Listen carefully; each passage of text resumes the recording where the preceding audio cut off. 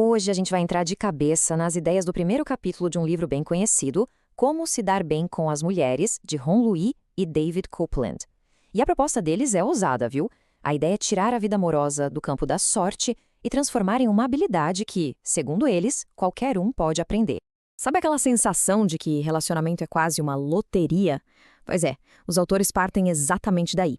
Eles argumentam que a maioria das pessoas simplesmente espera as coisas acontecerem. O livro, então, chega para ser o oposto disso. Um sistema, um método, para trocar a sorte por uma técnica que se pode aprender e aplicar. Mas, bom, antes de falar da solução, a gente precisa entender bem qual é o problema que o livro quer resolver, né? E para eles, o X da questão é um só: deixar a vida romântica rolar solta, totalmente nas mãos do acaso. Olha só essa citação da introdução, ela resume tudo. Ela descreve um cenário de total passividade, sabe? Ficar ali esperando um golpe de sorte ou que, por algum motivo, alguém se sinta atraído, sem controle nenhum sobre a situação. E é aqui que a coisa muda de figura. A grande sacada do livro é justamente essa. Sucesso nos relacionamentos não é um acidente de percurso. É uma habilidade que pode ser desenvolvida. A proposta é oferecer um conjunto de técnicas para que os resultados apareçam de forma consistente, transformando o aleatório em algo mais previsível. Agora a gente vai para o filé mignon do capítulo.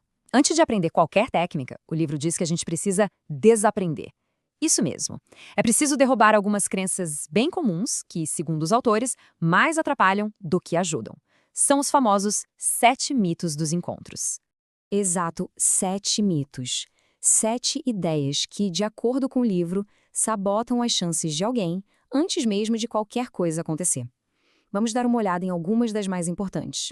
O primeiro mito é um clássico, aquela história de que para atrair alguém basta ser um cara legal. O livro faz uma distinção bem direta aqui. Uma coisa é ser um ótimo amigo, outra coisa bem diferente é ser um parceiro romântico. Ser uma pessoa boa é fundamental, claro, mas a atração, segundo eles, é despertada por outras qualidades, como ser empolgante e divertido. Esse aqui é um ponto central. Aquele mito de que as mulheres têm uma lista pronta do que procuram. O livro argumenta que o que as pessoas dizem que querem e aquilo que de fato gera atração nem sempre bate. A atração viria mais de uma postura de decisão, de carisma, do que de uma tentativa de seguir um manual de instruções. Outro ponto interessante é o mito da honestidade radical. Aquela ideia de que é preciso chegar e já despejar todos os defeitos na mesa. O livro dá uma refinada nisso. A questão não é mentir, de jeito nenhum. Mas também não é preciso fazer um striptease de vulnerabilidades logo de cara. A ideia é primeiro construir a atração. E aqui a gente chega no último mito que serve de ponte para a tese principal do livro. Aquela famosa reclamação.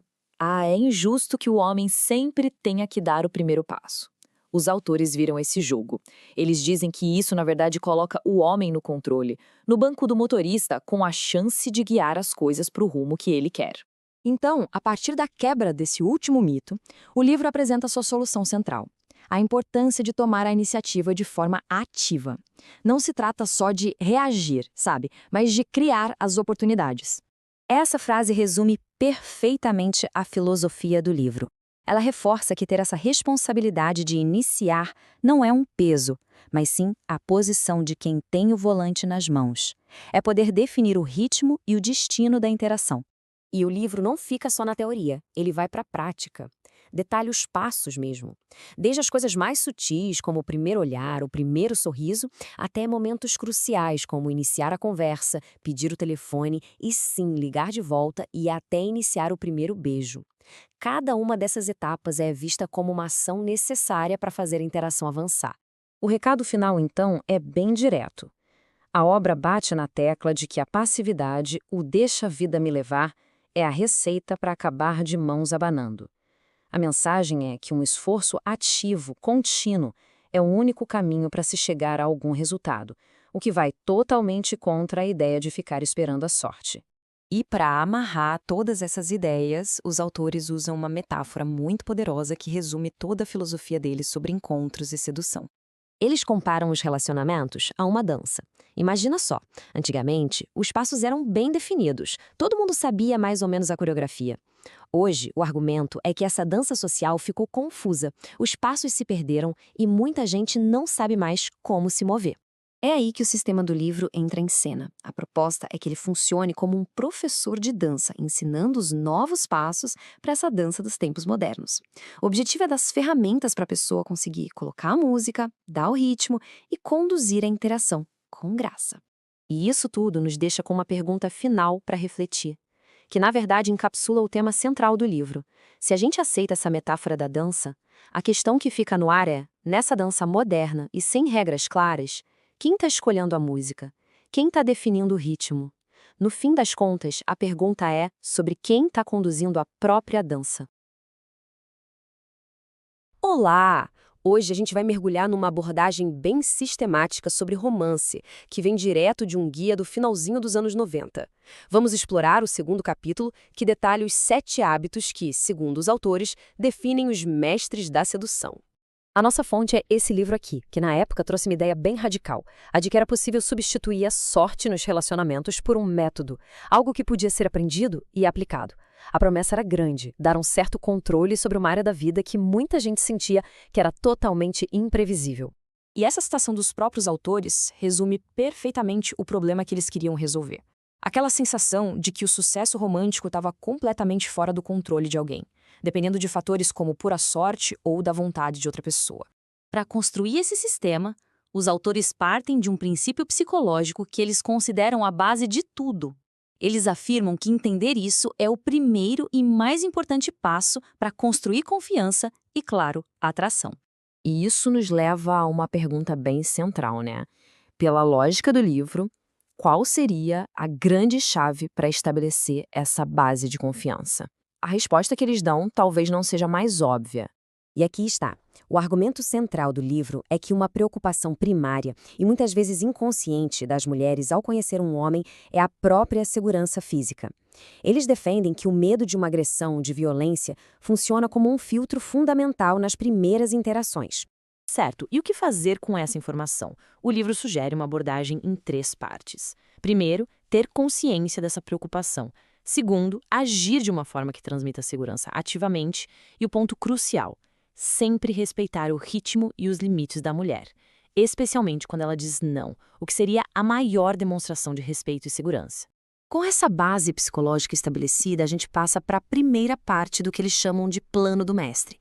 E tudo começa pela mentalidade, ou seja, pelas atitudes e crenças internas que uma pessoa deveria adotar.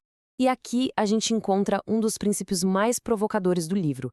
A ideia é virar a percepção da rejeição de cabeça para baixo. Em vez de ser algo para se temer, ela deveria ser vista como um sinal de progresso. Esse slide deixa a diferença bem clara. Para o sedutor ineficaz, um não é quase uma confirmação da insegurança. Já para o mestre da sedução, é só um dado estatístico, um passo necessário. A mudança não está no que acontece, mas em como se interpreta o que acontece.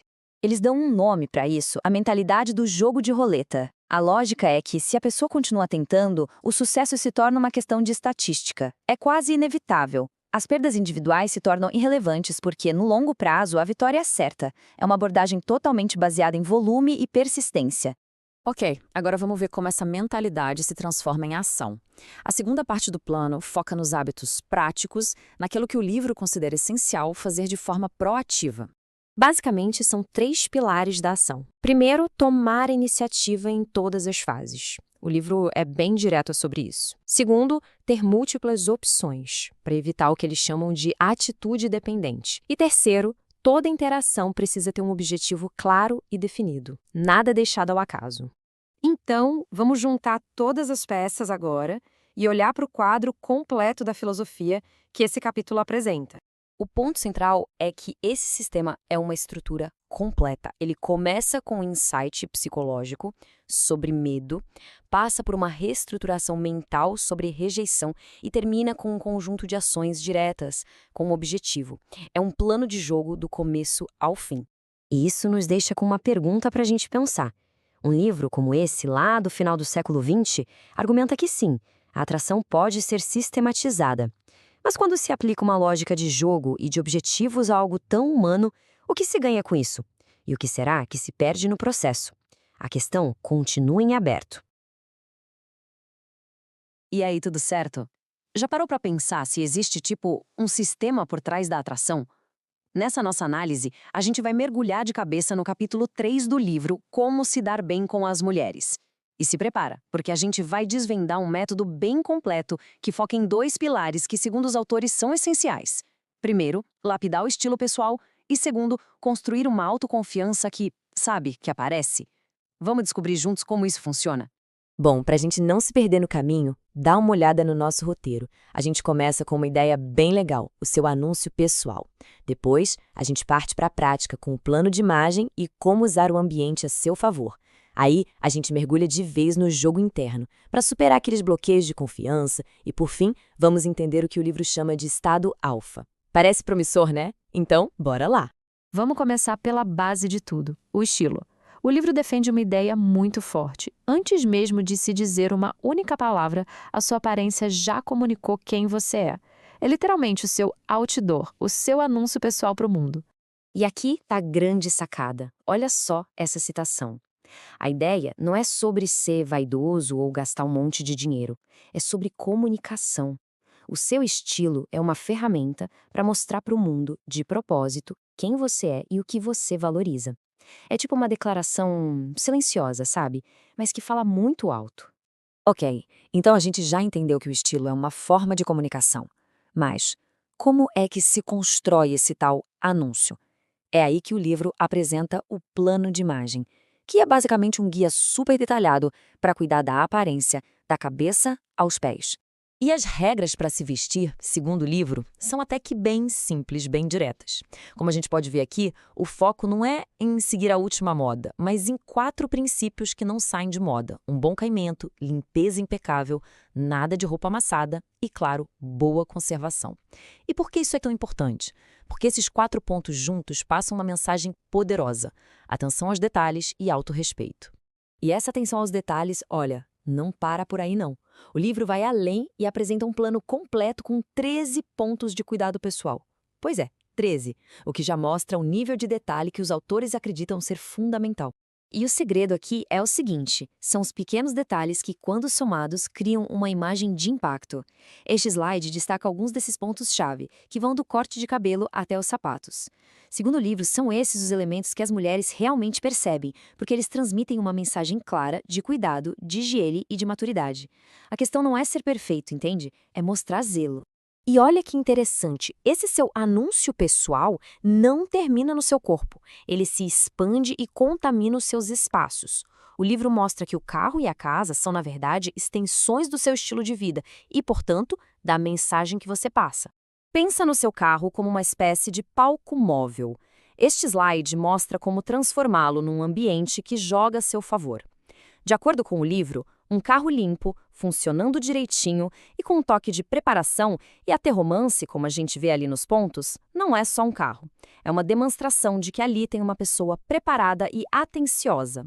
E o mesmo princípio se aplica talvez com ainda mais força à sua casa. Esse slide ilustra de forma perfeita como criar um ambiente que comunica maturidade e conforto. Olha só os detalhes: uma iluminação mais suave, nada de caixas de papelão empilhadas, uma cama bem arrumada. Cada um desses pontos ajuda a transformar o lugar num espaço que diz: aqui mora um adulto com a vida em ordem. Beleza, então a gente já cuidou de toda a parte externa, o hardware, digamos assim. Mas adianta ter a embalagem perfeita se o software não está rodando bem? Pois é, chegou a hora de mergulhar no jogo interno. Vamos para o segundo pilar, que é crucial, a construção da confiança. É aqui que a verdadeira mágica acontece. E o que é que nos impede de sermos confiantes? O livro aponta para 2 grandes vilões que sabotam a nossa mente. Como o slide mostra, o primeiro é o clássico medo da rejeição, aquela vozinha que fica dizendo que tem algo de errado com a gente. E o segundo é mais sutil, é o medo de que a nossa própria sexualidade ou intenção seja vista como algo ruim, algo prejudicial. Mas a boa notícia é que dá para superar esses medos. E a chave, como o slide mostra, é uma reprogramação mental. É sobre mudar a perspectiva, passar a ver a rejeição não como uma sentença final, mas como um degrau necessário para o sucesso. E, principalmente, entender que uma confiança genuína é infinitamente mais atraente e respeitosa do que aquela timidez que paralisa. E todo esse trabalho, tanto interno quanto externo, nos leva ao grande objetivo do capítulo: atingir o que os autores chamam de estado alfa. Um nível de confiança tão natural, tão parte de você, que parece que não exige esforço nenhum. Mas o que é exatamente esse estado alfa? É importante deixar claro, e o livro reforça isso, que não tem nada a ver com agressividade. Como a definição aqui aponta, é um estado de flow. É quando se está no seu melhor, totalmente presente e as coisas simplesmente fluem. É aquela sensação de autoconfiança no máximo, onde tudo parece acontecer de forma automática e dá certo. Para ilustrar o poder desse estado, o livro conta a história do Nick. E essa citação no slide é o ponto alto do relato. O ponto crucial aqui é o seguinte: por estar totalmente presente, calmo e sem se preocupar com o resultado, ele criou um espaço de conforto e segurança tão grande que a mulher se sentiu à vontade para se abrir por completo. Esse é o efeito magnético do estado alfa. E aqui, a gente chega num paradoxo fascinante que talvez seja a lição mais valiosa de todo o capítulo. Este slide resume tudo. A chave para o sucesso é, ironicamente, se desapegar do resultado. É sobre agir com intenção, ir atrás do que se quer, mas sem aquela ansiedade, aquela necessidade de que dê certo. Essa liberdade é o que gera confiança de verdade. E para quem está pensando, tá, mas por onde eu começo? O livro oferece 4 passos práticos para agora. Como a gente vê aqui, são ações que criam um ciclo que se alimenta. Começa agindo como uma pessoa confiante na aparência e na postura, e isso tudo culmina na atitude de abordar sem se prender ao resultado. O comportamento de fora reforça a mentalidade de dentro. Resumindo, o que essa análise nos mostrou foi a abordagem de 2 pilares do livro. De um lado, o domínio cuidadoso da apresentação externa, do seu anúncio. Do outro, o fortalecimento da confiança interna, superando os medos. E juntos, como a fonte sugere, eles formam a base para um estilo pessoal que é magnético e, acima de tudo, autêntico. E para a gente terminar, fica a pergunta que este slide provoca: segundo o sistema do livro, o que vem primeiro?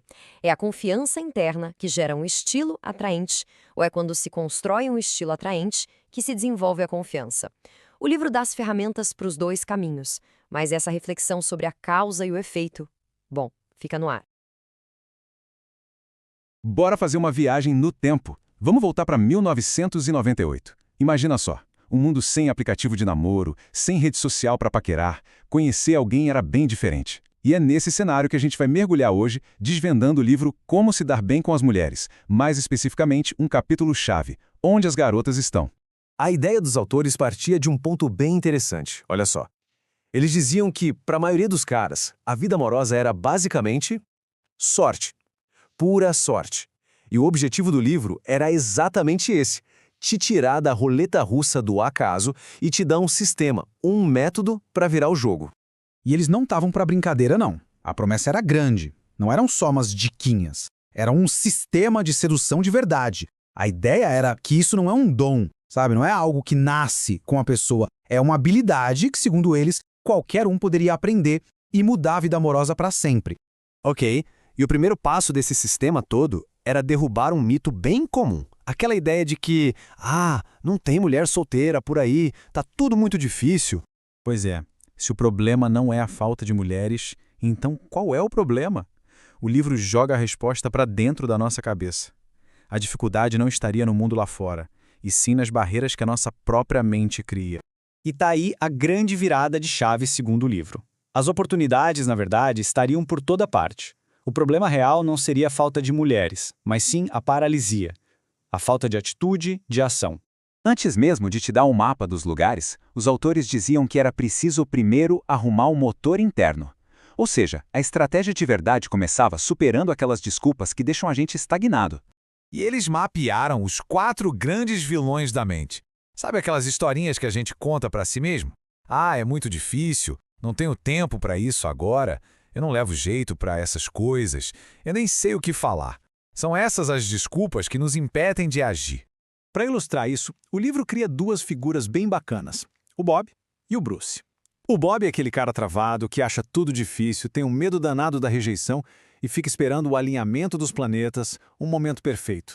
Já o Bruce é um mestre. Ele vê a oportunidade em todo canto, trata a coisa toda como um jogo, se diverte e, se tomar um não, bola pra frente. A meta, claro, era deixar de ser um Bob e se tornar um Bruce. Beleza, Mentalidade de Bruce ativada, agora sim a gente pode ir para a parte prática. Afinal de contas, onde é que as mulheres estão? Bom, primeiro eles listam os lugares mais óbvios, né? Cafés, restaurantes, academias, livrarias. Mas a grande sacada aqui, segundo os autores, era a frequência. A ideia era criar uma atração por familiaridade, sabe? Virar um rosto conhecido no ambiente, o que tornaria tudo mais natural e fácil na hora de puxar uma conversa. Mas o guia ia muito além do básico. Ele também trazia uma lista de lugares secretos, onde, teoricamente, a concorrência seria bem menor e as mulheres estariam mais abertas. Pensa só. Aulas de dança, eventos de música, lojas de coisas para cozinha e até trabalho voluntário. A lógica era simples, pensar fora da caixa. E agora a gente chega na parte, digamos assim, mais criativa do plano. Uma estratégia que eles chamavam de isca para gatas, que era um jeito de chamar a atenção sem precisar dizer uma única palavra. A lógica da isca era a seguinte: usar um objeto ou uma situação bem inusitada para quebrar o gelo. A ideia era despertar a curiosidade a ponto de fazer as mulheres iniciarem a conversa. E as sugestões, olha, são memoráveis. Andar com um cachorro? Ok, super válido. Aprender truques de mágica? Diferente, mas vá lá. Agora, andar por um shopping carregando um urso de pelúcia gigante? Ou, essa é melhor, pegar o bebê de um amigo emprestado para dar uma volta? Pois é, o objetivo era criar uma cena tão curiosa que a conversa se tornaria quase inevitável. O mais curioso é que os próprios autores reconheciam que algumas táticas pareciam absurdas, e a frase deles sobre isso é ótima. Os outros homens vão pensar que você é um babaca, mas enquanto estiverem pensando isso, você estará conhecendo mulheres. Para eles, o resultado falava mais alto que qualquer outra coisa. No fim das contas, o grande truque por trás da isca era inverter totalmente a dinâmica. Em vez do homem ter que quebrar a cabeça para pensar numa frase de efeito, ele criava um cenário onde a mulher se sentia super à vontade para chegar e perguntar sobre o cachorro, a mágica ou, claro, o tal do urso de pelúcia gigante. E tudo isso, dos lugares aos truques mais malucos, deságua na filosofia central que amarra o livro inteiro, a ideia de tratar a sedução como um jogo. O argumento final deles é bem poderoso. Pare de encarar a paquera como se fosse uma prova final, algo super tenso e cheio de pressão. Encare como um jogo divertido. Essa abordagem mais leve não só diminuiria o medo da rejeição, como, ironicamente, aumentaria muito as chances de sucesso. E essa citação final resume perfeitamente a proposta. O sucesso não viria de decorar técnicas, mas de uma mudança de atitude. Transformar um processo que pode ser estressante em algo que, no fim do dia, traz diversão para a vida. Olhando para tudo isso hoje, fica uma reflexão, né? Esse sistema todo é um retrato fiel de uma época, do finalzinho dos anos 90. A questão que fica no ar é se ele seria um manual com dicas que ainda valem ou se virou uma relíquia, uma cápsula do tempo de uma outra era. Hoje a gente vai desvendar os segredos do flerte, mergulhando fundo no capítulo 5 do livro Como se dar bem com as mulheres. A ideia aqui é entender como transformar aquelas interações que dão um frio na barriga em conexões de verdade, sem desastres. Olha, vamos ser sinceros, para muita gente, só a ideia de flertar já é meio aterrorizante, não é verdade? Mas e se a gente conseguisse enxergar isso de outro jeito? O livro nos faz um convite. Vamos parar de tratar o flerte como uma prova de fogo e começar a ver como uma interação leve, divertida. É essa virada de chave que a gente vai explorar agora. Beleza, então nosso mapa da mina é esse aqui. Primeiro, vamos entender o que realmente é o flerte. Depois, a gente fala da ferramenta mais poderosa de todas, o humor. Na sequência, um processo prático de 3 passos, o jeito certo de chamar para sair e, claro, os erros que a gente precisa evitar a todo custo. Bora lá? Então, para começar, a primeira coisa é mudar totalmente a nossa forma de pensar sobre o que é flertar. Porque, de acordo com o livro, é aqui que o jogo vira. A gente precisa entender que flertar, na sua essência, é uma brincadeira. É para esquecer aquela coisa de passo a passo lógico, de roteiro pronto. O livro diz que flertar é mais parecido com uma brincadeira de criança, sabe? O objetivo não é chegar num ponto final prático, mas sim se divertir durante o caminho. É sobre usar a imaginação e curtir o momento a dois.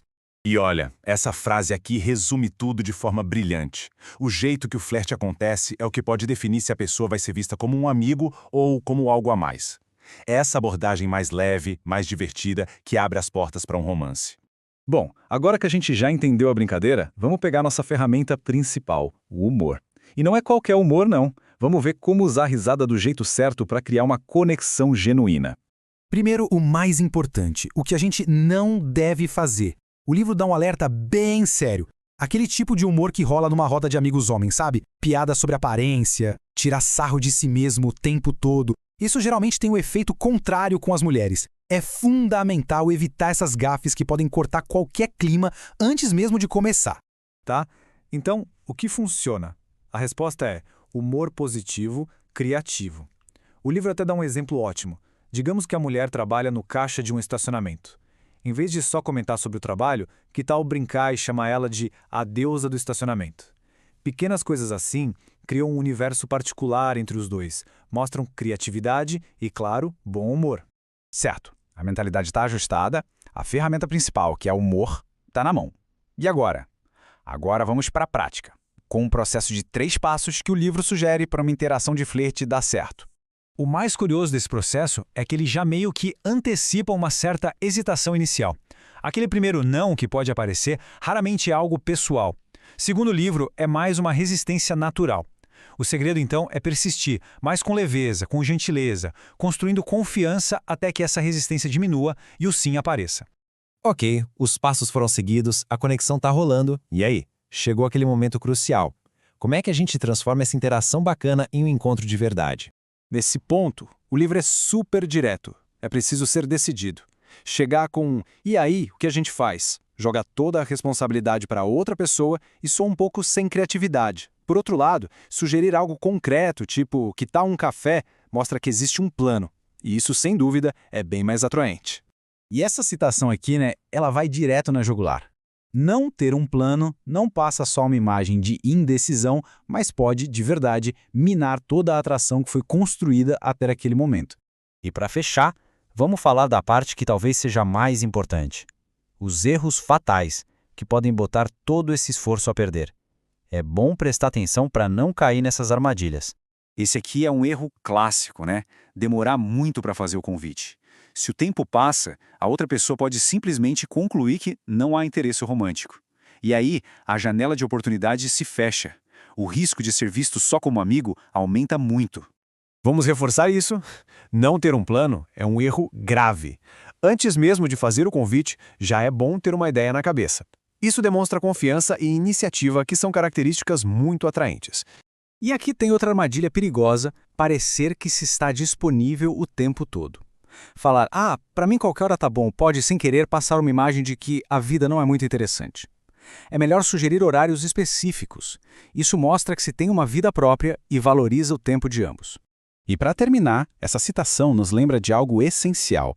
Flertar é uma habilidade, e como qualquer habilidade, precisa de prática. Os autores deixam isso bem claro. Não é para desanimar. Cada interação, dando certo ou não, é um treino. Uma chance de aprender e ficar melhor nisso. Então, no final das contas, a grande lição do livro é essa: mudar a forma como a gente enxerga a rejeição. Não são fracassos, gente. São só interações. São prática. Cada não deixa a gente um pouco mais perto do sim. A pergunta que fica no ar é: qual vai ser a primeira interação para começar a praticar ainda hoje? E se o romantismo não fosse bem uma arte misteriosa, mas, na verdade, uma habilidade que se pode aprender? Quase como um manual de instruções? Pois é exatamente essa a proposta do capítulo 6 de Como se dar bem com as mulheres. E é esse método que a gente vai desvendar agora, passo a passo. A ideia principal aqui é que o romance pode ser uma ferramenta, e uma ferramenta poderosa. Os autores apresentam o romantismo como uma habilidade que qualquer pessoa pode desenvolver para gerar sentimentos e resultados bem específicos em um relacionamento. Bom, para a gente entender essa abordagem, vamos seguir um roteiro de 5 partes, ok? Vamos começar com o romantismo como ferramenta. Depois a gente fala sobre como despertar os sentidos, explora 6 experiências sensuais, entende os segredos do comportamento romântico e, para fechar, a gente aprende a dominar a linguagem do romance. Então, vamos lá. Para começar, qual é a premissa principal do livro? Por que, afinal, o romantismo ainda seria relevante nos dias de hoje? Olha, com uma franqueza que chega a ser direta demais, os autores colocam o romantismo como a ferramenta mais eficaz para criar conexão e desejo. A lógica deles é bem simples. Não importa qual seja o objetivo, um lance casual ou uma parceria de longa data, essa seria a chave. Agora, o que é bem interessante aqui é como os autores montam esse manual. Eles não começam com ações tipo, faça isso ou aquilo. Não. Eles começam pelos sentidos. O livro traça uma linha bem clara entre o que é sensualidade e o que é sexualidade. A ideia é que a sensualidade, ou seja, a estimulação dos sentidos, é o que prepara o terreno para a sexualidade. Uma coisa precisa vir antes da outra, entende? E aqui estão os componentes práticos para construir essa atmosfera. O método envolve estimular todos os sentidos: a iluminação, a música, os aromas, os sabores e, claro, o toque. Mas como é que esses estímulos todos viram ações de verdade? Bom, o livro detalha isso em 6 experiências bem práticas e que ele recomenda. Essas aqui são as 6 jogadas que o livro diz que são as mais eficazes. A ideia é criar momentos que ficam na memória, usando elementos como água, massagem, comida e até fogo. Tudo pensado para construir um clima sensual e romântico. Mas não é só sobre o que fazer, sabe? Os autores também descrevem uma mentalidade, quase uma estratégia por trás do comportamento romântico. O que amarra todos esses segredos é um princípio fundamental. A experiência tem que ser totalmente focada nos sentimentos da outra pessoa. E isso exige generosidade, paciência e muita atenção aos detalhes. Essa ideia de criar uma atmosfera irreal é o coração da coisa.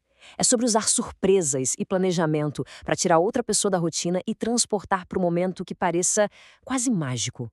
E a peça final desse manual todo é a comunicação, ou o que o livro chama de falar a linguagem do romantismo.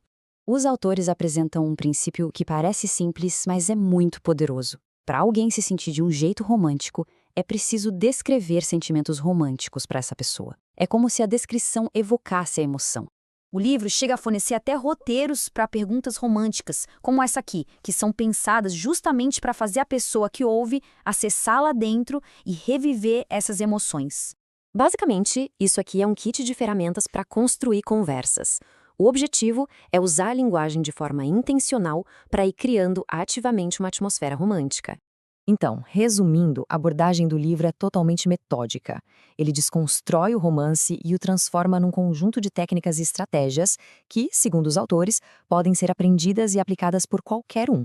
E tudo isso nos leva a uma questão final bem provocadora. Ao seguir um manual tão sistemático, onde termina a busca por uma conexão genuína e onde começa uma estratégia de sedução? A linha, como a gente pode ver, pode ser bastante tênue.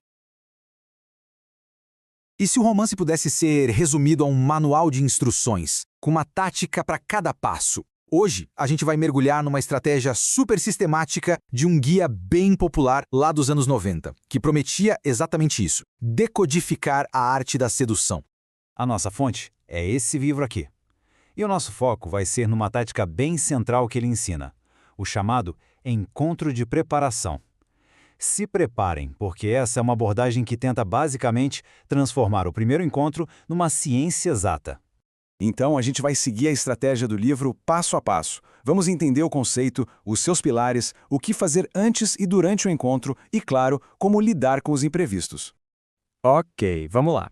O que é exatamente essa estratégia do encontro de preparação?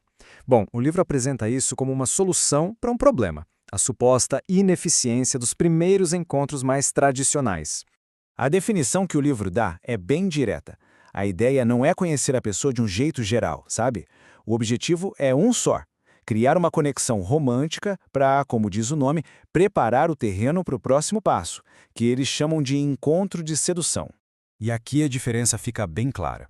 A abordagem do livro troca aquele clássico jantar e cinema, que é um investimento alto de tempo e dinheiro, por um simples café, que é de baixo risco. O foco sai da socialização e vai todo para uma conexão romântica, bem mais eficiente e direta. Segundo o livro, para esse encontro de preparação dar certo, ele precisa ter 3 princípios fundamentais. Vamos dar uma olhada em como isso se estrutura. Primeiro, ele tem que ser curto. A lógica do livro é menos tempo, menos chance de cometer algum erro. Segundo, tem que ser simples e barato, tipo um café, para não gerar aquela pressão de um grande compromisso. E o ponto mais crucial, o foco precisa ser romântico. O livro insiste que socializar e flertar são coisas diferentes e que uma meio que anula a outra. E é aqui que a estratégia fica realmente interessante. O livro defende que a maior parte do trabalho para um encontro dar certo acontece bem antes dele começar. O livro usa essa metáfora de pintar uma casa. Sabe como a preparação da parede é tudo para a pintura ficar boa? Então, a ideia é a mesma. A preparação mental e logística seria um segredo para o sucesso do encontro. Esse checklist mostra bem o nível de detalhe. Desde marcar um lugar que seja prático para quem convida para diminuir a frustração de um possível bolo, até levar um livro para não ficar com cara de paisagem esperando. A estratégia vai ao ponto de sugerir ensaiar conversas e ter uma lista de perguntas românticas já pronta. Fica óbvio que o negócio é controlar o cenário e gerenciar todas as variáveis. Certo, preparação feita. Agora vamos para o encontro em si e para os comportamentos específicos que o livro manda fazer para criar essa tal conexão romântica. Um dos conselhos mais diretos é este: tocar na pessoa pelo menos 5 vezes. O livro descreve isso como toques rápidos e naturais, tipo tocar no braço para reforçar uma ideia. O objetivo declarado é criar um precedente, deixar o contato físico mais confortável desde o início. Outra tática é o contato visual prolongado. A ideia, segundo o livro, é que olhar nos olhos por mais tempo que o socialmente normal cria um momento de intimidade e demonstra tanto interesse romântico quanto confiança. E não para por aí. A estratégia inclui outras ações bem calculadas. Uma olhada rápida no corpo da pessoa, mas voltando logo para os olhos. Usar palavras como romance e paixão de propósito para dar o tom da conversa e até sussurrar ou mudar o tom de voz em algum momento para criar mais intimidade. Tudo pensado para tirar a interação do campo da amizade. Agora vamos para a parte talvez mais controversa e que mais revela sobre a estratégia. O que o livro aconselha a fazer quando as coisas dão errado. A pergunta de $1 milhão, né? E se a pessoa simplesmente não aparece? O famoso bolo. Pois é, o livro tem um plano bem específico e, olha, nada intuitivo para isso. E aqui vem a tática surpreendente. O livro instrui a pessoa a ligar no dia seguinte e pedir desculpas por ter faltado ao encontro. Isso mesmo que tenha ficado lá esperando. O objetivo seria inverter a situação de humilhação e retomar o controle da narrativa. A lógica é a seguinte: isso deixa a outra pessoa em uma de duas situações. Ou ela admite que também não foi e a coisa fica por isso mesmo, ou ela mente, dizendo que esperou.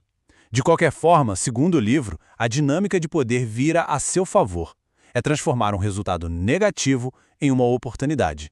E isso tudo leva a gente a uma reflexão final. Desconstruir uma estratégia tão calculista assim levanta umas questões sobre a própria natureza da interação humana. O que será que um manual tão detalhado, com táticas para cada coisinha, diz sobre o nosso desejo de se conectar e sobre o nosso medo da rejeição? É uma pergunta que fica no ar. O primeiro beijo? A gente pensa que é um momento de pura espontaneidade, né? Mas e se não for? E se existisse um método, quase uma ciência, para garantir que esse momento saia da forma certa? Pois é, hoje a gente vai destrinchar exatamente isso. A abordagem sistemática, passo a passo, para o primeiro beijo, como é proposta no polêmico livro Como se dar bem com as mulheres. Ok, vamos lá. Os autores Ron Lewis e David Copeland defendem uma ideia bem direta. O sucesso no primeiro beijo não tem nada a ver com sorte ou com uma química mágica que surge do nada. Para eles é sobre executar um plano bem definido. O que a gente vai ver aqui é basicamente o manual de instruções deles, um passo a passo para transformar a incerteza em algo quase inevitável. E o nosso roteiro de hoje é bem claro. Primeiro, a base de tudo, a preparação. Depois, a gente entra nos testes para medir o nível de interesse. Em seguida, as 4 táticas para a abordagem final. E, claro, para fechar, os 10 erros que, segundo os autores, são fatais. Então, a filosofia central do livro já quebra aquela ideia de romance de cinema. Para os autores, um primeiro beijo que dá certo não é um acidente feliz, de jeito nenhum. É o resultado lógico do que eles chamam de trabalho preparatório. Ou seja, o beijo não é nem o evento principal, ele é só o final de um processo que já começou há muito tempo. E essa citação aqui, ela é a chave de tudo. Ela mostra perfeitamente a tese de que a ação tem que ser proativa, não reativa.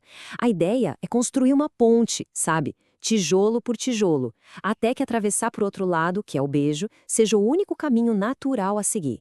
É bem diferente de tentar dar um salto no escuro no último minuto E o que seria esse trabalho? Bom, é basicamente um checklist. Os autores listam pré-requisitos que precisam ser cumpridos, um por um. Desde criar uma atmosfera mais íntima com as conversas e o contato visual prolongado, até mostrar uma liderança sutil ao tomar as decisões. Cada item aqui não é só uma sugestão, não. No método deles, é um passo obrigatório para criar um ambiente onde o beijo pareça a coisa mais natural e desejada do mundo. Certo. Então, o trabalho preparatório foi feito, o clima foi criado. O próximo passo, de acordo com o manual, não é ir com tudo. É coletar dados. É a fase de testes, de calibrar a situação para ter certeza de que o interesse é mesmo recíproco. E aí vem a pergunta de $1 milhão, né? Como ter certeza, como separar o que é desejo pessoal da realidade da situação? Bom, em vez de confiar só na intuição, que pode falhar feio, o livro oferece uma série de ferramentas de diagnóstico. São pequenos testes para medir a receptividade da outra pessoa. E aqui estão os testes em detalhe. O teste do toque é sobre progressão. Começa com um toque casual no braço, a reação foi boa, então talvez um toque na mão. É para ver se ela aceita ou se retrai a cada novo nível de intimidade. Depois, o teste do abraço. Pensa nele como um medidor de reciprocidade. O abraço é correspondido com a mesma intensidade ou é aquele abraço meio duro, rápido? O teste do beijo no rosto mede a zona de conforto. A pessoa vira o rosto na sua direção ou se afasta sutilmente? O teste do entusiasmo é para sentir a energia geral, sabe? Ver se a empolgação está em alta. E, finalmente, o mais ousado de todos, o teste do beijo fingido. É isso mesmo, a pessoa se aproxima como se fosse para um beijo e depois recua. A reação instintiva é o que importa. A pessoa recua com alívio ou avança um pouquinho, mostrando que ficou desapontada por o beijo não ter acontecido. Juntando tudo isso, segundo o livro, se tem um diagnóstico bem claro se o sinal está verde, amarelo ou vermelho. Bom, com a preparação toda feita e os testes dando sinal verde, o livro entra na fase de execução. E, de novo, nada de improviso. São apresentados 4 métodos bem específicos para o momento da verdade, cada um com sua própria avaliação de risco e de eficácia. O mais fascinante aqui é a análise por trás de cada método. Simplesmente faça é o padrão, né? Confiar na leitura do momento. Já o peça é considerado o pior erro de todos, porque, segundo os autores, isso transfere a responsabilidade e quebra totalmente a tensão romântica. Agora, o anuncie é o método preferido deles. A frase "eu vou te beijar" não é uma pergunta, é uma declaração. E, paradoxalmente, isso dá mais controle para outra pessoa, porque ela pode simplesmente se afastar se não quiser, sem o constrangimento de ter que dizer não. E, por fim, ela beija você, que é o cenário perfeito, o auge do método, onde todo aquele trabalho preparatório faz a iniciativa vir do outro lado. Mas tão importante quanto seguir o manual é saber onde estão as minas terrestres no caminho. O livro dedica uma sessão inteira para detalhar os 10 erros que podem simplesmente implodir todo o processo. Não importa o quão bem tudo tenha sido feito até aquele ponto. Vamos aos primeiros 5. Primeiro, anunciar o jogo. Dizer algo como "hoje eu vou te conquistar". Isso é visto como um erro porque destrói a naturalidade. Segundo, ofender. Esse é óbvio um erro fatal. Terceiro, tratar o beijo como um negócio, ser frio, mecânico. Quarto, a indecisão no momento H, que projeta uma baita insegurança. E o quinto, essa gratidão excessiva que quebra a ideia de que o desejo é mútuo. E esse exemplo do Bob, olha, ilustra perfeitamente o erro número 5. Ao agradecer, o Bob se colocou numa posição de inferioridade, como se tivesse recebido um prêmio, um favor. Para os autores, isso destrói a atração na hora, porque a dinâmica ideal deveria ser de igualdade, de desejo recíproco. E aqui os 5 últimos erros. Sexto, desistir fácil, o que mostra falta de resiliência. Sétimo, forçar a barra e rápido demais, o que ignora todos aqueles testes de disposição. Oitavo, o beijo surpresa, que vai contra toda a filosofia de preparação e é visto como desrespeitoso. E, finalmente, os erros mais técnicos, o excesso de ímpeto no primeiro beijo e, claro, a falta de higiene básica. Esse último parece óbvio, mas, segundo os autores, é surpreendentemente comum. Para resumir, então, a proposta do livro é uma troca radical. É trocar a espera pela mágica por uma estratégia de preparação. É trocar a impulsividade ou a hesitação por uma série de testes. E é trocar o risco de uma rejeição por um processo que tenta fazer do beijo uma conclusão natural, uma formalidade bem-vinda para os dois lados. O que nos deixa com uma reflexão final, né? Será que aplicar um sistema tão metódico, tão calculado, ao momento que a gente considera tão íntimo, realmente aumenta as chances de sucesso? Ou, ao tentar mecanizar o romance, a gente corre o risco de tirar justamente a espontaneidade, que é o que o torna tão especial. Fica aí a questão para a gente pensar. Obrigada pela companhia e até a próxima análise. Bora analisar a fundo um sistema para, digamos, se tornar um amante excelente. A gente vai seguir o que está detalhado no capítulo 10 do livro Como se dar bem com as mulheres, de Ron Lewis e David Copeland. Logo de cara, os autores criam uma figura que é tipo o anti-herói da história. O nome dele é Bob. E olha, o Bob é basicamente tudo o que não se deve fazer. Por quê? Porque ele falha miseravelmente nas 3 áreas que o livro diz que são críticas: comunicação, técnica e atitude. Para a gente entender direitinho esse método, a gente vai passar por 5 pontos-chave. Vamos começar na filosofia da coisa e ir até as dicas mais práticas. Então, qual é a base de tudo isso? É uma ideia que eles chamam de o triângulo do ataque. E o legal desse triângulo é a proposta dele, sabe? A ideia é que ser bom de cama não é um dom, não é algo que nasce com a pessoa, não. É uma habilidade que se aprende, e ela se apoia nesses 3 pilares: comunicação, técnica e atitude. E para deixar isso bem claro, o livro faz uma comparação o tempo todo. De um lado tem o Bob todo atrapalhado, né? E do outro, o mestre da sedução. A diferença entre os dois é justamente o domínio desse triângulo. É a diferença entre o fracasso e a maestria. Ok, então vamos para a prática. A primeira aplicação desse triângulo todo está na chamada arte das preliminares. E segundo o livro, essa é a parte que, no fim das contas, traz mais satisfação. E aqui vem um ponto que, olha, é crucial. Os autores batem na tecla de que a maioria dos homens simplesmente ignora o que é mais importante para as parceiras. E para não ficar só na teoria, eles dão um número bem específico, uma regra clara, no mínimo 15 minutos dedicados só às preliminares. Não é uma sugestão qualquer, é uma meta mesmo, um passo concreto para garantir que a experiência seja boa. Mas calma lá, quando o livro fala de preliminares, não é só sobre o que acontece 5 minutos antes. A definição é bem mais ampla. Pense em tudo que prepara o terreno para uma experiência inesquecível. Isso começa muito, mas muito antes de chegar no quarto.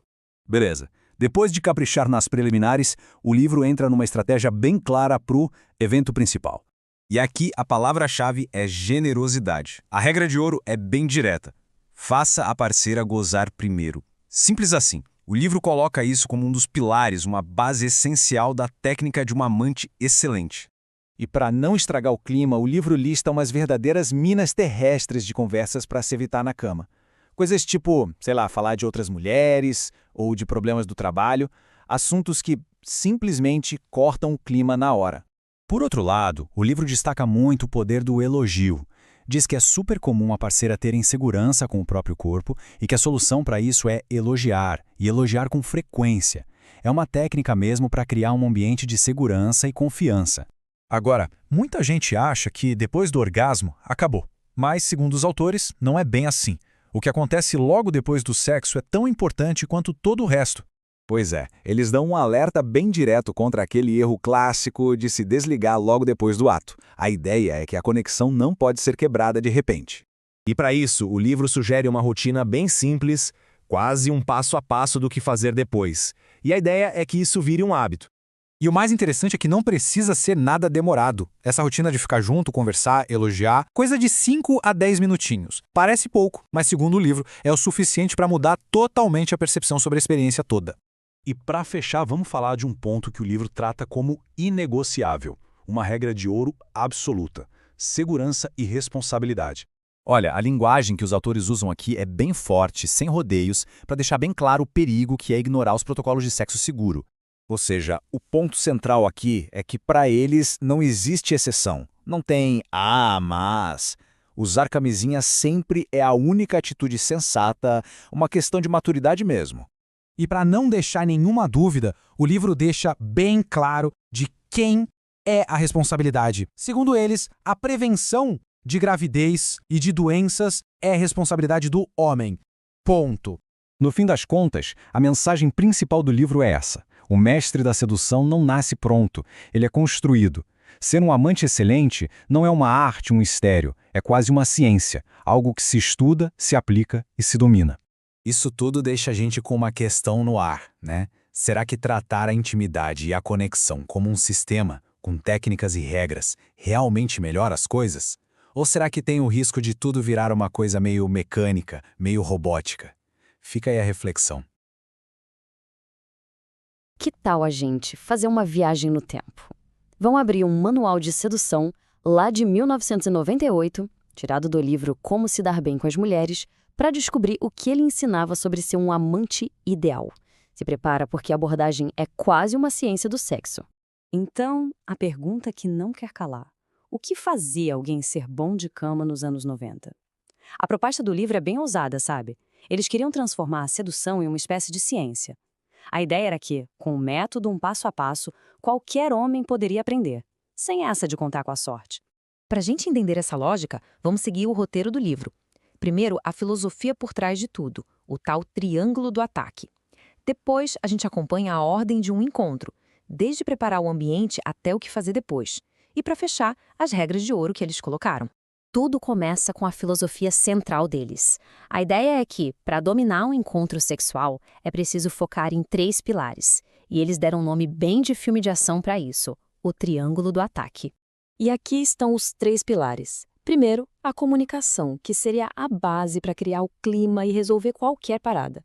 Depois, a técnica, que é tipo o conjunto de habilidades práticas. E, por último, a atitude. E segundo os autores, essa era a parte mais importante, o verdadeiro segredo que separava os homens. E olha só que interessante, eles batem muito na tecla da atitude. Os autores diziam que a técnica qualquer um pode aprender, mas é a atitude de um cara que a mulher percebe primeiro, e é isso que, no fim das contas, define como ela vai reagir. Ok, saindo um pouco da teoria e indo para a prática. O primeiro passo do manual é o cenário. O livro dá uma importância enorme para a criação de um ambiente que já deixe tudo no jeito para o romance. Isso aqui é quase um checklist de decoração para um encontro. A lógica é bem simples, na verdade. Luz mais baixa, uma música de fundo, temperatura agradável, umas velas e até lareira se possível. Basicamente, fazer de tudo para que o lugar não pareça um consultório médico, o que, segundo eles, acaba com qualquer clima. Com o ambiente preparado, o foco total vai para as preliminares. E o livro é bem enfático aqui, com base nas pesquisas que eles diziam ter feito, essa era a parte preferida da maioria das mulheres. E esse slide aqui resume perfeitamente um dos argumentos centrais do livro. Eles defendem que muitos homens simplesmente não entendem as prioridades femininas e acabam apressando justamente a parte que elas, supostamente, mais gostam. E o nível de detalhe dos caras é impressionante. Eles chegam a colocar um tempo no relógio.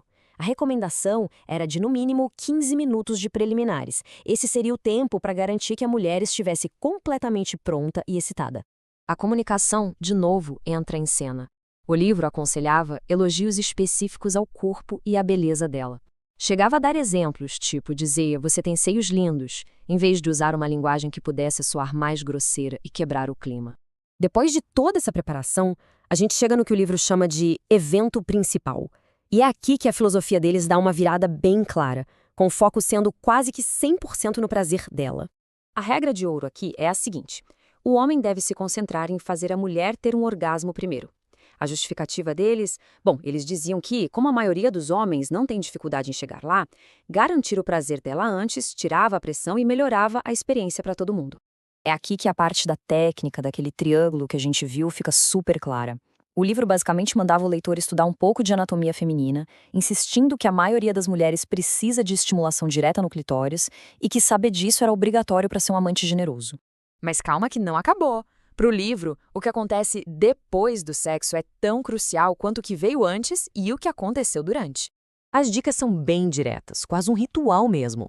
Abraçar, manter o contato físico por uns 5 a 10 minutos, conversar, elogiar o que aconteceu para fortalecer a conexão. A tese deles era que é exatamente nesse momento que a mulher decide se vai querer repetir a dose. E para fechar, tem um ponto que para eles era a base de tudo, algo inegociável: a segurança. No universo do livro, não existia um mestre da sedução que não levasse isso muito a sério. Olha, e esse ponto é fundamental.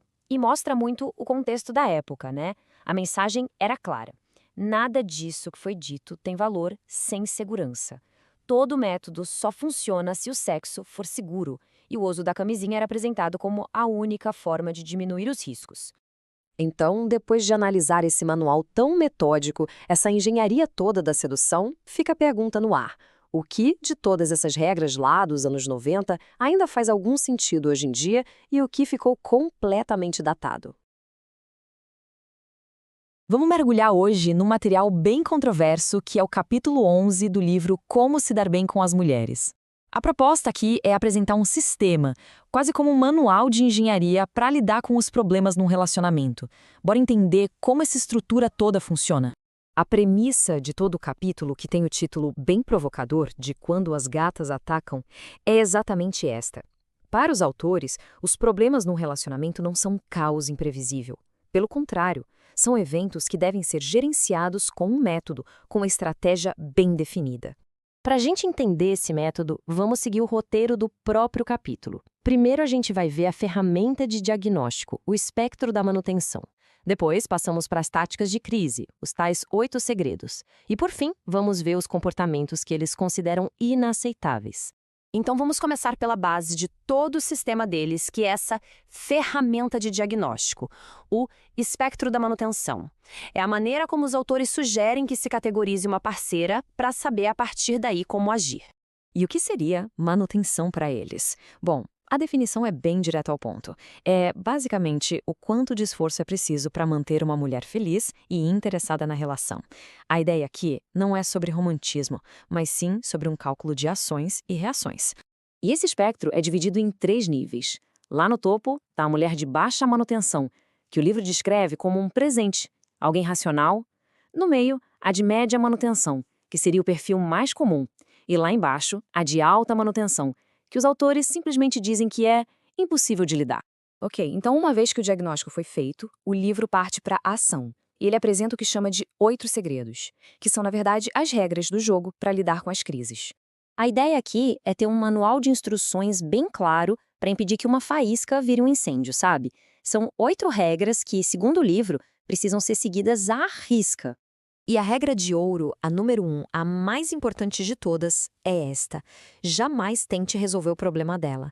O livro insiste que essa tendência masculina de querer consertar tudo é a maior armadilha, porque na visão deles, o objetivo da discussão para a mulher seria outro. A estratégia, como a gente vê aqui, é toda baseada em distanciamento emocional e uma escuta bem seletiva. A prioridade nunca é resolver o problema de fato ou ganhar a discussão. O objetivo, como o próprio livro compara, é como desarmar uma bomba. Tem que acabar com a briga o mais rápido possível antes que tudo exploda. Para ajudar a aplicar essas táticas, o livro vai ainda mais fundo e cria uma espécie de taxonomia do conflito. Ele categoriza o que chama de as 3 formas de discutir que as mulheres usariam. E os 3 estilos são bem diretos: choro, gritos e manipulação. O interessante é que o livro não encara isso como uma reação espontânea, mas sim como táticas, cada uma com o objetivo subconsciente que o homem precisaria decifrar. E a abordagem é bem se isso, então aquilo. Se a tática é o choro, a contra-tática é o silêncio e o abraço, sem resolver nada. Se são gritos, a ordem é sair de perto na hora. E se for manipulação, a tática é concordar com alguma coisinha e mudar de assunto. Percebe? Em nenhum dos casos a ideia é entrar no mérito da discussão. O foco é sempre em neutralizar a tática.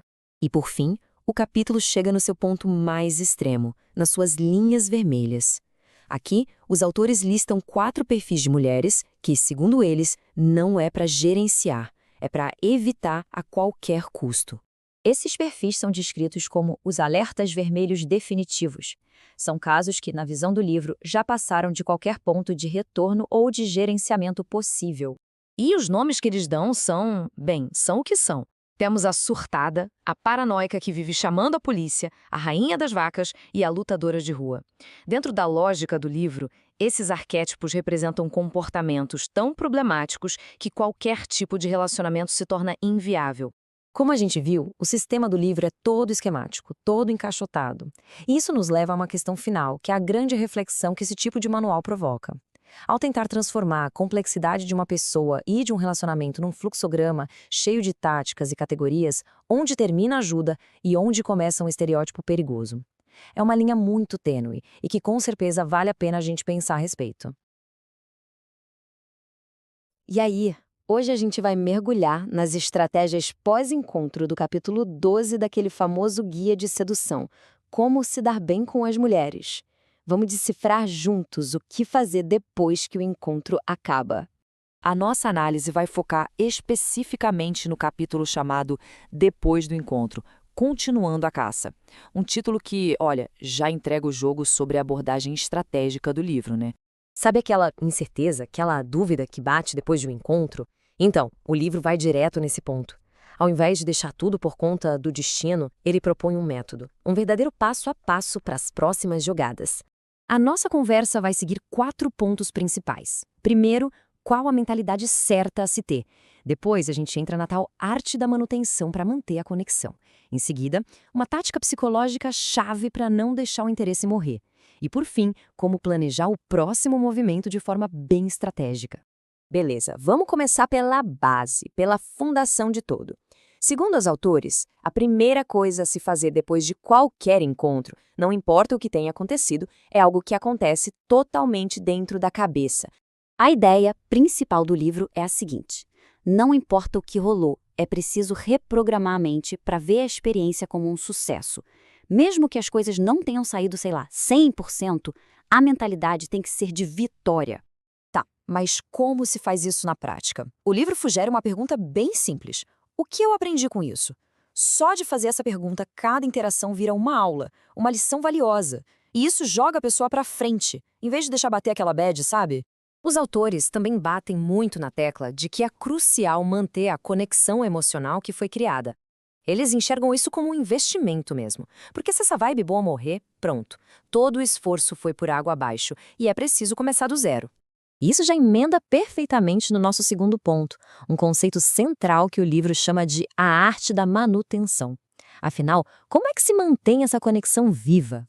Basicamente, manutenção é qualquer atitude que se toma depois do encontro para garantir que aquela conexão não só continue existindo, mas que ela cresça, que ela floresça.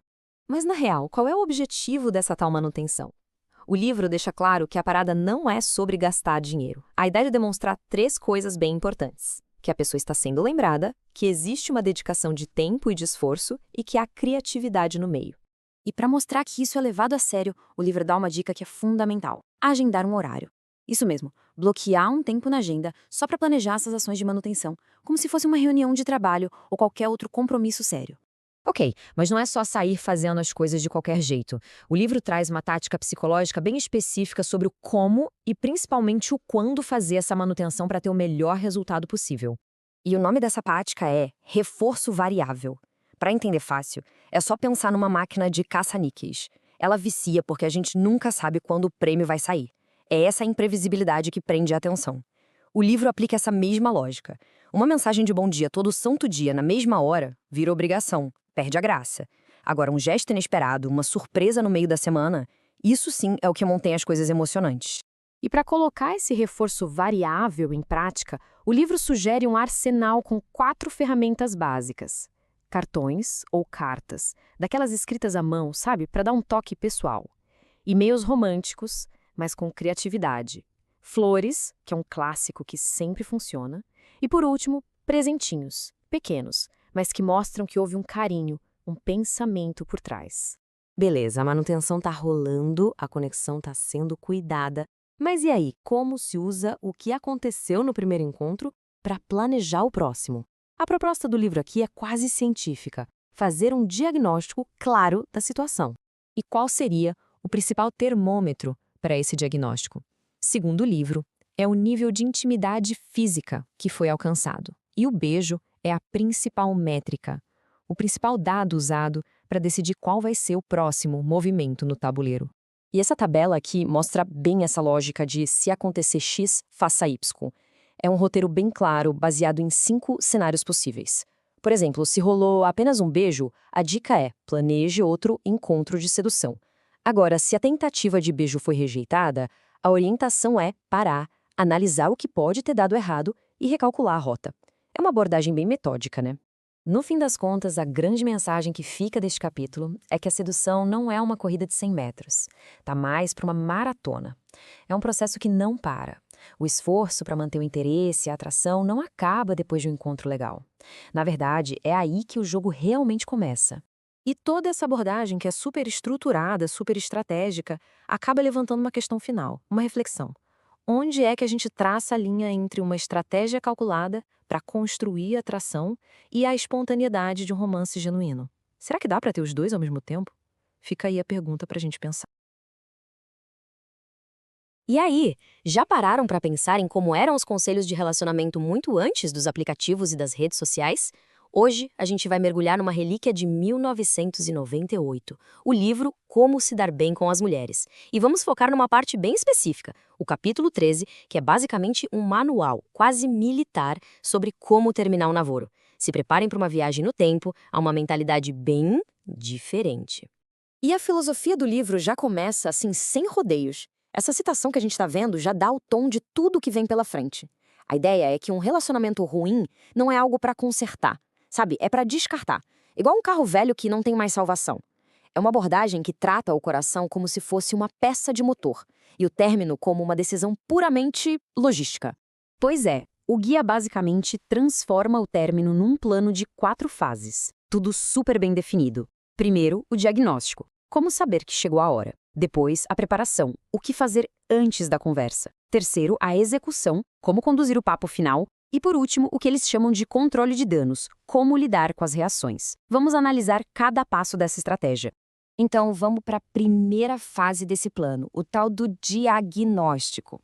O livro argumenta que a decisão de terminar não deve ser uma coisa de impulso de jeito nenhum. Pelo contrário, tem que ser baseada numa análise fria, procurando por sinais bem claros de que o mecanismo da relação está quebrado e não tem mais conserto. E aqui, esquece intuição, sabe? Nada de sentimentos confusos. O guia oferece uma abordagem quase científica, um checklist com 8 sinais de alerta. A ideia é clara, trocar toda aquela angústia emocional por uma análise de dados, como se fosse um formulário mesmo. E aqui estão os critérios. O livro diz que se um único desses 8 sinais estiver presente, já é motivo para, apertar o botão digitar. A lista é bem reveladora. Vai desde problemas na vida sexual, até sentir que ela atrapalha o tempo com os amigos. É interessante notar, que cada ponto é sobre a insatisfação dele. A felicidade dela, ela mal entra nessa equação. Ok, diagnóstico feito. Então agora é a hora da conversa, certo? Errado. Não tão rápido. O guia entra agora na segunda fase, a preparação do terreno. E o objetivo aqui não é suavizar o golpe para os dois, não. É garantir que o processo seja o mais indolor e eficiente possível para o homem. E essa preparação tem basicamente 2 partes. A primeira é pura logística. Tire suas coisas da casa dela discretamente para evitar aquela cena clássica de ter que buscar a escova de dentes depois. A segunda é uma manipulação psicológica bem sutil. Comece a se afastar, a mudar seu comportamento, para que o fim não pareça tão do nada para ela. Olha, essa tabela aqui mostra direitinho essa transformação. O namorado perfeito que manda flores e liga toda hora é substituído por um cara que a leva em jogos de futebol que ela odeia e, nas palavras do livro, começa a se comportar de formas desagradáveis.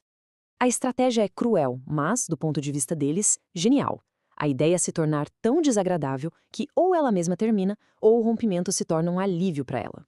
Bom, depois de todo esse diagnóstico e essa preparação, finalmente, o grande momento, a conversa final.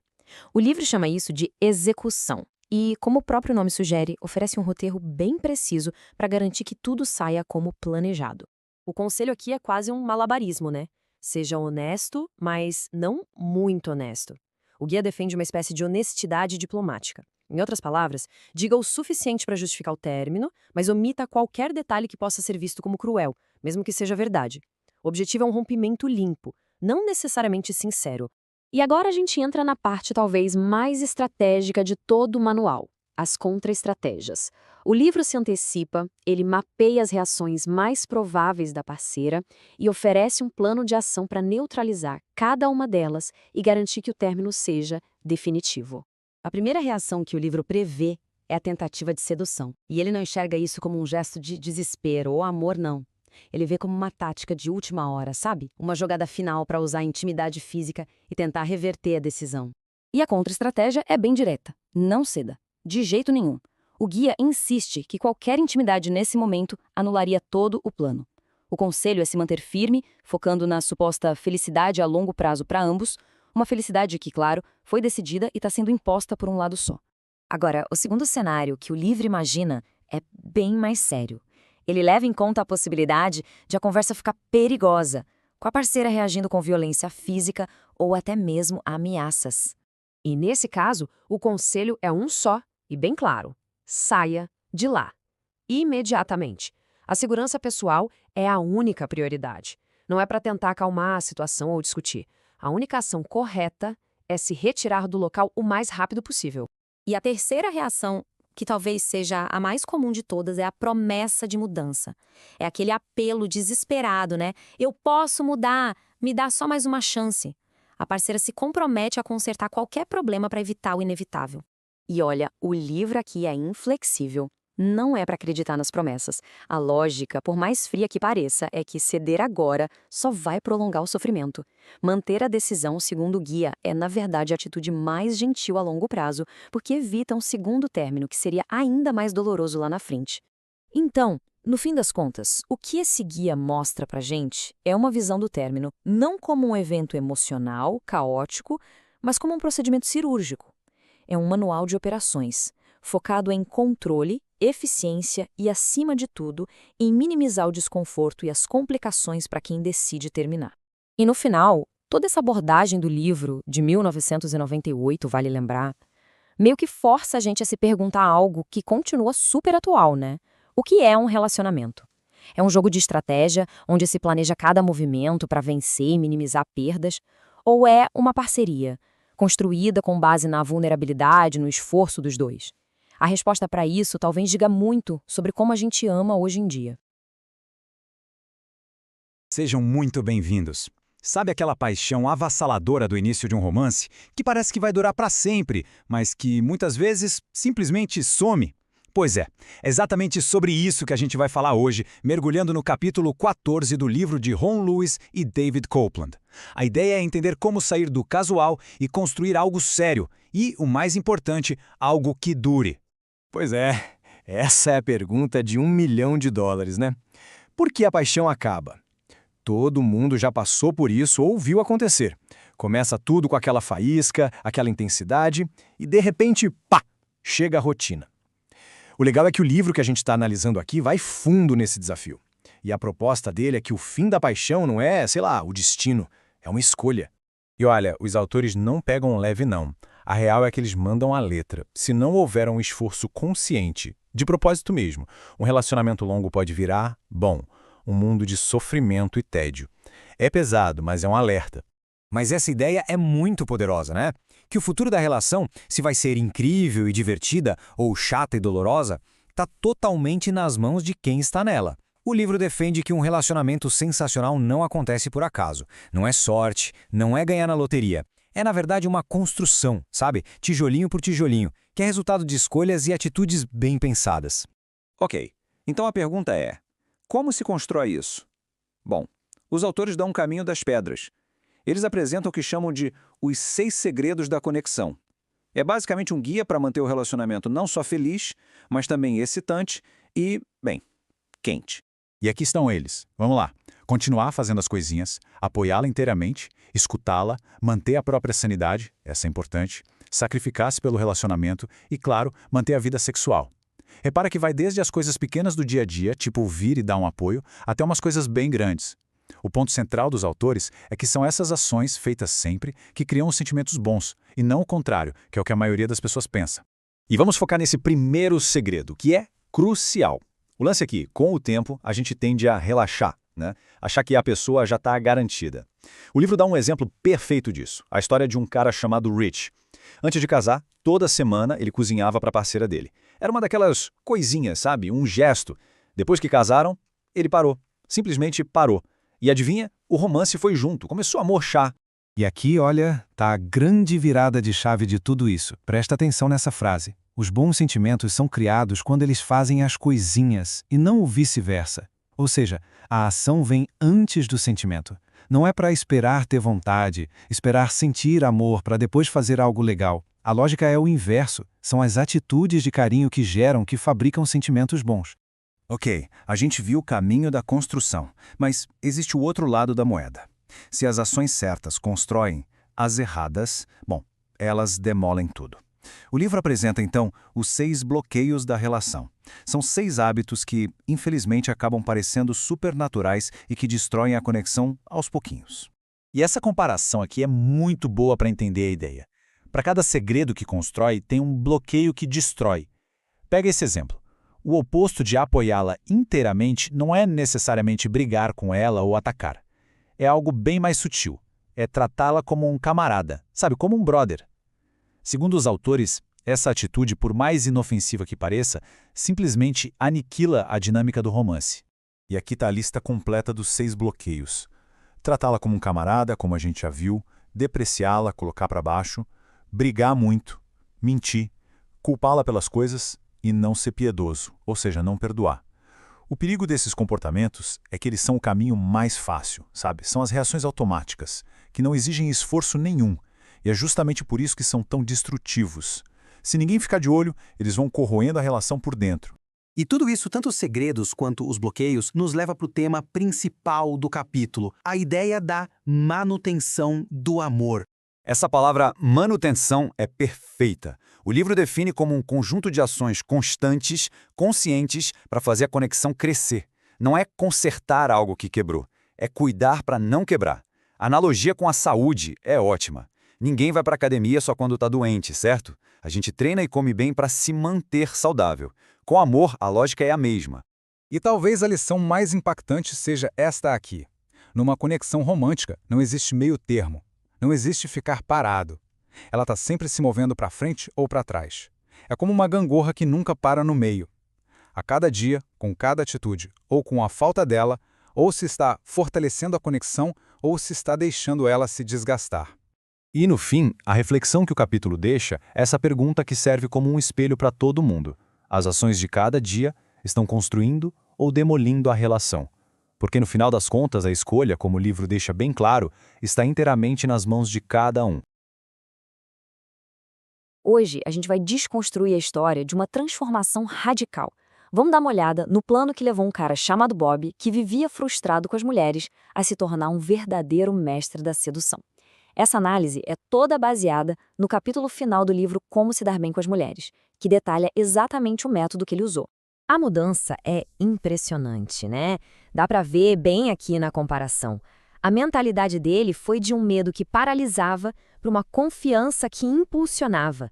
Ele abandonou aquela ideia de que a aparência não importa e passou a usar o estilo como uma forma de se comunicar. Até o ambiente dele, que antes era um problema, virou uma vantagem estratégica. E o resultado de tudo isso? Bom, ele saiu da solidão e frustração para ter sucesso com várias mulheres ao mesmo tempo. Tá, mas a grande questão é, como isso aconteceu? Não foi um passe de mágica, sabe? Foi um método. E é exatamente isso que a gente vai examinar agora, os passos específicos que levaram a essa virada de jogo na vida dele. Para a gente conseguir valorizar de verdade essa transformação, a gente precisa primeiro entender o tamanho do buraco em que ele estava. Vamos começar então com um retrato bem sincero do fracasso que era a vida do Bob. Olha só, o principal inimigo do Bob era a própria mente dele. Era um looping infinito dos piores cenários possíveis. O tipo de pensamento que ficava na cabeça dele era exatamente esse. Se ela disser não, vou me sentir um idiota, minha reputação estará arruinada. Era um medo catastrófico que simplesmente o impedia de tentar qualquer coisa. E claro, esse pensamento negativo todo alimentava um ciclo de fracasso. Uma coisa levava a outra, sabe? Ele pensava tanto, mas tanto, que acabava paralisado. Qualquer não era como uma sentença de morte para o ego dele.